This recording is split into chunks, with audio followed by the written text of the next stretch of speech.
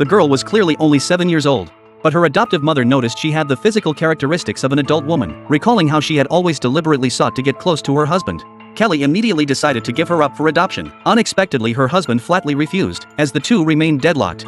Julie deliberately threw Kelly's son's toy into the traffic. Fortunately, Kelly's son was lucky and wasn't hit by a car, but this gave Kelly the excuse she needed to abandon Julie, realizing her son might be killed. Kelly ignored her husband Jack's objections and took her son straight back to her parents' house. This in turn made Jack see Julie's true colors. After driving Kelly away, Julie was in a great mood. She hummed a tune to herself non-stop, and even ignored Jack's attempts to talk to her. But Jack didn't get angry. Instead, he mimicked a doll's voice to coax Julie. Jack mentioned he had an important job interview the next day, and asked Julie not to disturb him then. Julie agreed, but Jack added, "If the interview goes well, Kelly and the others will come back." It was precisely this remark that reignited Julie's possessiveness. Sure enough, at the critical moment of the interview, there was a sudden knock at the door. Jack had no choice but to beg the interviewer to wait a moment. However, when he opened the door, he discovered it was the police. The officer explained they had received multiple emergency calls from this address. Jack was very puzzled upon hearing this. But just as he was explaining that he was in the middle of an interview, Julie came out pushing her walker. Wait, Natalia, did you just call 911? I wanted pizza. I'm sorry, apparently. Pizza constitutes an emergency. You know how it is.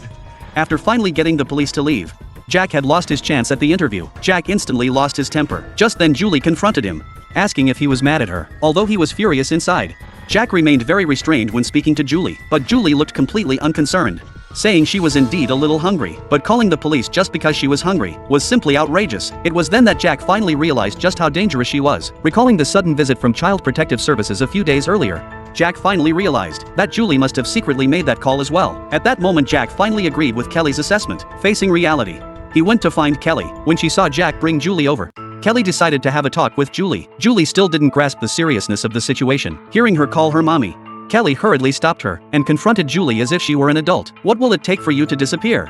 To leave us alone?